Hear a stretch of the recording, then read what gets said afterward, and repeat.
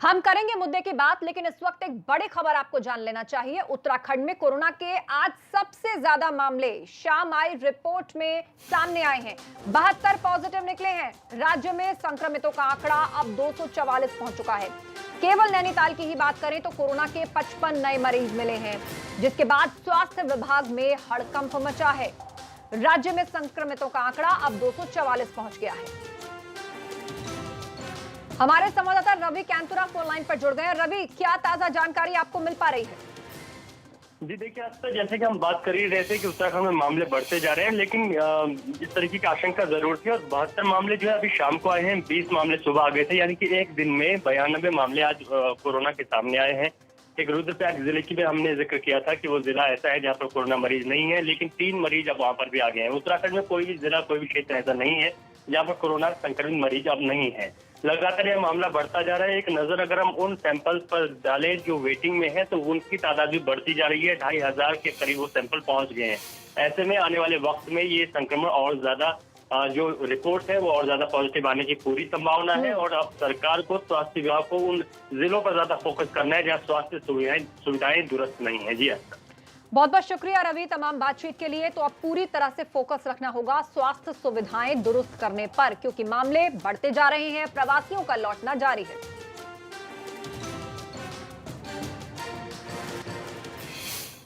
और अब मुद्दे की बात।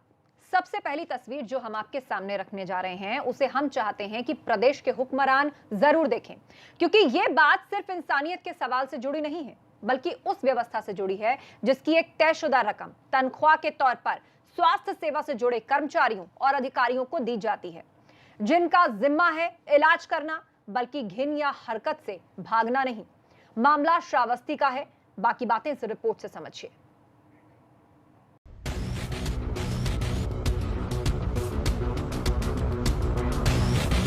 ये तस्वीर हमें 2 वजहों से ब्लर यानी धुंधली करनी पड़ रही है।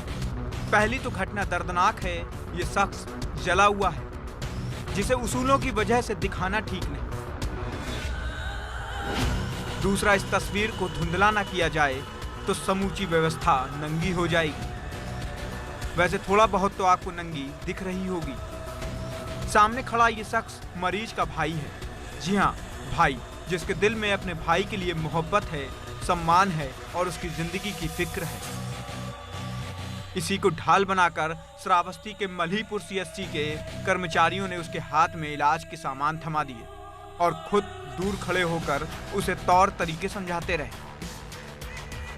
ये हरकत कोई वार्ड बॉय करे, कोई फार्मासिस्ट करे तो माना भी जा सकता है कि वो इलाज में सक्षम नहीं, इसलिए ऐसा हुआ होगा।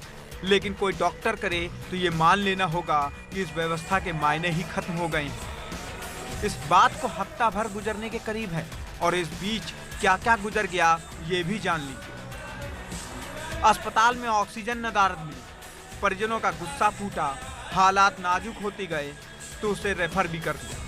जाहिर है जिंदगी अब इम्तिहान लेने पर उतर आई थी, तो कोई मरीज कितना लड़ सकता था। किस्मत ने दगा ना दिया होता तो अस्पताल पहुंचकर भी वो डॉक्टर्स का मोहताज होता। नतीजा मौत हो गई। मरीज की मौत तो हो गई, लेकिन व्यवस्था को नई जिंदगी मिले, इसलिए इस पूरी घटना का किसी समझदार शख्स ने वीडियो बना लिया और वायरल कर दिया। वीडियो वायरल क्या हुआ, स्वास्थ्य अधिकारियों की बोलती बंद हो गई। इनको आपके यहाँ से केस आया था और बर्निंग केस था, और उसको क्या नाम है, ट्रीटमेंट उसके घर वालों से करवाया जा रहा है। क्या मैं पहले बयान दे चुका हूँ। भाग तो गए साहब, लेकिन अपनी जिम्मेदारियों से बच कहां सकते हैं। सच्चाई से मुंह चुराने की ये कोशिश कब तक चल सकती है?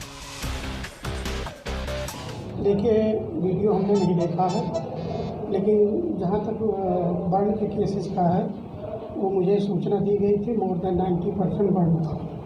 उसमें डॉक्टरों और फार्मेसिस्ट वार्ड बॉय द्वारा ट्रीटमेंट किया गया है, रेफर कर दिया गया। अगर ऐसा वीडियो आप देखते हैं तो क्या कार्रवाई होगी आपकी तरफ से? मैंने देखा नहीं अभी तक। क्या कार्रवाई होगी फिर भी? अब ये तो हम नहीं बता सकते हैं। तो क्या ये सही है कि उनके घर वालों से काम कराया जाए या ट्रीटमेंट कराया जाए? जब मौके पर मैं नहीं था तो इस बारे में मैं नहीं बता सकता। कोई बात नहीं, आप वीडियो मत देखिए, लेकिन अस्पताल की व्यवस्थाओं को देख सकते हैं, या वो भी नहीं। वैसे ये वीडियो जरूर प्रदेश की सरकार के आला अफसरों और स्वास्थ्य मंत्री को देखना चाहिए, क्योंकि इंसाफ वही कर सकते हैं।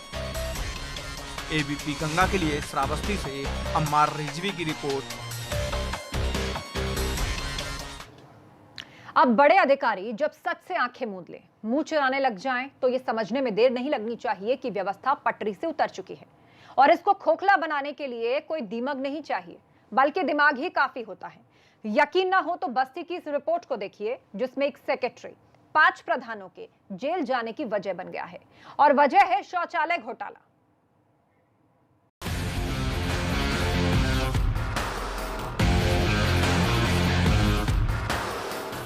सरकार की नजर में ये शौचालय है, हमारी आपकी नजर में स्टोर रूम, और इसके मालिकों की नजर में कबाड़ खाना या फिर नहान घर। इसे देखने का नजरिया कोई भी हो, लेकिन एक बात पर सब राजी होंगे, इन्हें शौचालय तो किसी कीमत पर भी नहीं कहा जाएगा। क्या बात कर, कीमत नहीं, इसकी जो कीमत है उसे सुनकर तो आपके होश फाख्ता हो जाएंगे, क्योंकि इन शौचालयों के बदले 63 लाख रुपए डकार लिए गए। डकार बताती है कि हाजमा दुरुस्त है, सब फिटफाट है, शौचालय की जरूरत नहीं है। बस यही बस्ती के हरैया में 4 गांव का सच है। मझगावा, भानपुर, बांसगांव और केशवपुर गांव में स्वच्छ भारत मिशन को पलीता बड़ी स्वच्छता से लगाया गया है। इस स्वच्छता से कि जिले के अफसरों की आंखें भी चुधिया गई हैं, जिसका सबूत है शौचालय, जिनका इस्तेमाल सुबह शाम या आपातकाल में किया जाना था, लेकिन अब ये 24 घंटे की जरूरत बन गए हैं। इस खेल में प्रधानों की भूमिका तो संदिग्ध है ही, सरकारी कर्मचारियों का रोल भी खासा अहम है। 4 गांव के शौचालय निर्माण के लिए सिर्फ 6 खातों का इस्तेमाल हुआ। बहुत मुमकिन है कि ये खाते गांव के प्रधानों के हों, जबकि कुल रकम 63,19,000 रुपए है। इन 4 गांव और 5 प्रधानों के बीच एक सेक्रेटरी भी है, जिसकी भूमिका संदिग्ध है। सरकार की तरफ से प्रधानों और सेक्रेटरी के खिलाफ मुकदमा दर्ज करा दिया गया है। हालांकि इसमें महिला प्रधान भी हैं, जो खुद को बेकसूर बता रही हैं। ये मेरे पति जी का तबीयत खराब रहता था, सेक्रेटरी आते थे, काम करते हैं, ऐसा उनका हाथ में था। घोटाला हुआ साहब, जब अपना निकारिन दस्खत कराइन दुई दाई, पैसा निकारिन आइन कहीं की तो हो दस्खत करो, तो दस्खत हम ना की हन, तो कहीं दस्खत करो या ना करो, पैसा नहीं करे बिना जरूरी ना, पैसा भी नहीं करे बिना रुकी नहीं। इन घोटालों की असली कीमत चुका रहे हैं गांव के लोग, जिनके पास शौचालय भी नहीं है। बार बार लिख के लेके जाते नहीं है। शौचालय घर में नहीं है आपके? नहीं, शौचालय नहीं है हमारे घर में। तो शौच के लिए आप लोग कहाँ जाते हैं? हम सब बाहर जाए थे सिवाने में। कितने परिवार हैं आपके? हमारे 6 परिवार हैं। नहीं, क्यों नहीं मिला शौचालय आपको? क्या कहें प्रधान? प्रधान के अगले बजट में आएगा। इस बार बजट नहीं है। चालाकी और लापरवाही का डबल टैग ये है कि जिले को ओडीएफ घोषित किया जा चुका है, जिसे सीधी भाषा में समझिए तो जिले का हर गांव खुले में शौच से मुक्त हो चुका है। लेकिन प्रशासन के इस ऐलान पर गांव की इन महिलाओं का सच एक ऐसा तमाचा है जिसकी गूंज उसे भी सुनाई पड़ेगी। अब इस मामले में पुलिस कार्रवाई में जुट गई है। कुल 5 प्रधानों के विरुद्ध और एक सेक्रेटरी के विरुद्ध सरकारी धन गबन के संबंध में अभियोग पंजीकृत कराया गया है। स्वच्छ भारत अभियान के तहत जो धन मिला है उसका उन्होंने दुरुपयोग किया है। जांच से ये प्रमाणित है। जांचोपरांत इन व्यक्तियों के विरुद्ध मुकदमा में लिखाया गया है और विवेचना की जा रही है। जैसे ही साक्ष्य इनके विरुद्ध मिलेंगे, साक्ष्य कलेक्ट करके वैधानिक कार्रवाई सभी के विरुद्ध की जाएगी। शौचालय की जरूरत का शाश्वत सच सभी को पता है, लेकिन वही किसी के लिए जेब भरने का जरिया बन जाए तो ऐसी सोच पर घिन आना लाजमी है। कार्रवाई का तो क्या, दावे तो बहुत हैं, लेकिन हकीकत में अमल सबसे अहम है। एबीपी गंगा के लिए बस्ती से सतीश श्रीवास्तव की रिपोर्ट। एक सवाल हम आपके सामने रखने जा रहे हैं। ये जो छोटे कर्मचारी हैं, उनकी हिमाकत आखिर किसकी शय पर बढ़ती है? ये सवाल परेशान करने वाला नहीं है जब बड़े अधिकारियों की करतूतों को लेकर सवाल उठ रहे हों। लखनऊ में ऐसे ही एक मामले का भंडाफोड़ हुआ है जिसमें कानपुर विकास प्राधिकरण के उपाध्यक्ष की कुर्सी के लिए घूस कांड का एक ऑडियो सामने आया। पूरा मामला समझने के लिए ये डिटेल से रिपोर्ट हमने तैयार की है, आप भी देखिए। अभी बात दिन में बात कोई नहीं रहा, जिससे भी मैंने बताया कुछ शायद उनको तो पता चल ही गया होगा वही होने का। हाँ। पहले फोन आप ही को मतलब इस संबंध में किया है ये नहीं तो वो 3-4 दिन टालने का मतलब ये है कि ना होना है, सीधी सी बात। अब उनको हम भेजे क्या? अब ये बात हमको बोलना जायज नहीं लग रही क्या? लो सुनो, एक बार आप बात कर दो, नहीं तो उनको साफ साफ कहना कि ऐसे बोलना कि नहीं, अगर आप संतुष्ट हो हमारी तरफ से आज मना हो जाती है। आपके हम कैसे वापस कर देते हैं? बस उत्तर प्रदेश की राजधानी लखनऊ में इस ऑडियो से हड़कंप मचा हुआ है। ऑडियो में हुई बातचीत का पूरा मजमून जुड़ा है एक अधिकारी की पोस्टिंग को लेकर, जिसकी बोली लगाई जा चुकी है।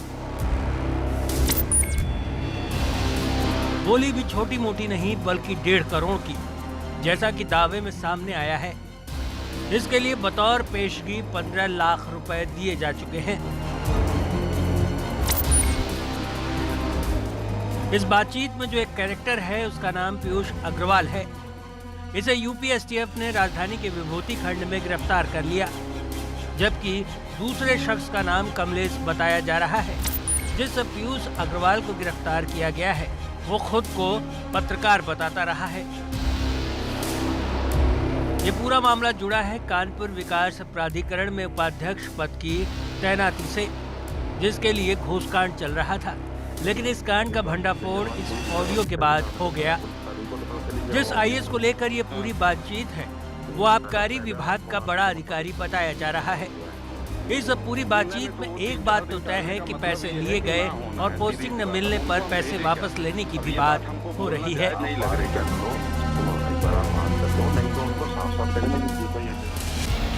ये सब उस सरकार के दौर में हो रहा है जिसका बखान जीरो टॉलरेंस पॉलिसी को लेकर करने में न तो मंत्री हिचकते हैं न ही दूसरे अधिकारी।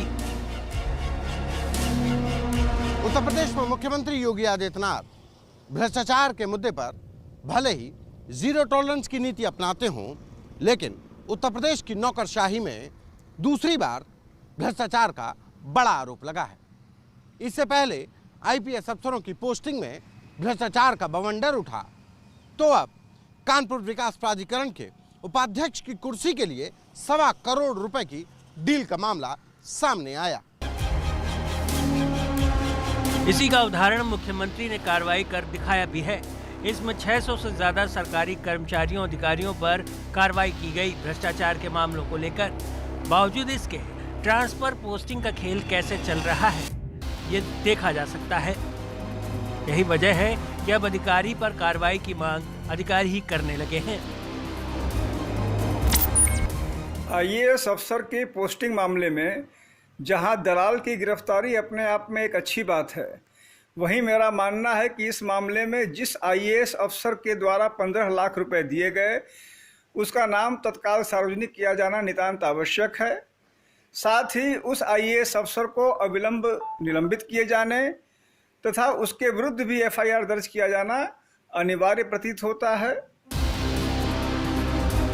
इससे पहले भी उत्तर प्रदेश के सियासी गलियारों में अधिकारियों के ट्रांसफर पोस्टिंग का खेल सामने आया था। इसमें कई आईपीएस अधिकारियों पर उंगलियां उठ चुकी हैं। इसमें आईपीएस लॉबी भी बटी हुई नजर आई थी। ऐसे ही एक मामले में एसएसपी रहे वैभव कृष्ण को सस्पेंड किया गया था। लेकिन नौकरशाही में पसरे भ्रष्टाचार का ये मामला कई सवालों को फिर से ले आया है और अंदेशा जताया जा रहा है कि मुख्यमंत्री की नाक के नीचे एक बड़ा नेटवर्क चल रहा है जिसकी भनक उन्हें भी नहीं लगने दी जा रही। इस सरकार में इस तरह की दलाली की जो बात है वो आईपीएस के मामले में पहले आई थी, वो भी दबा दी गई। उसमें जिस व्यक्ति ने उठाया विसिल ब्लोअर उसको सस्पेंड कर दिया। और आज तो बड़ा गंभीर मामला आया कि आईएएस अधिकारी में वीसीकेडी की तैनाती के लिए 1.25 करोड़ रुपए कोई दलाल ले रहा है। 15 लाख रुपए का एडवांस भी दे दिया गया। कोई आईएएस अधिकारी इतना मूर्ख नहीं है 15 लाख का एडवांस बिना कनेक्शंस की जान पहचान वो छानबीन करे दे दे, कोई नहीं देगा। जो दलाल पकड़ा गया उसके कनेक्शन तो कहीं ना कहीं है। अब वो 2 जगह कनेक्शन हो सकते हैं।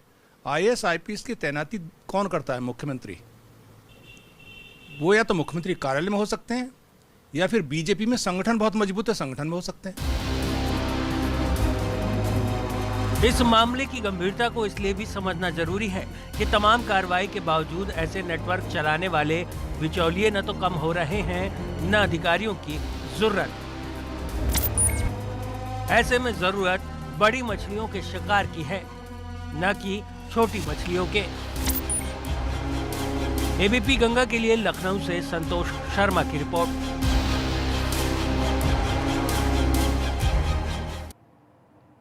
फिलहाल रुक रहे हैं सिर्फ 1 मिनट के ब्रेक के लिए। कहीं मत जाएगा, जब लौटेंगे तो आपको दिखाएंगे यूपी में लॉकडाउन के दौरान कैसे चरम पर है सियासत।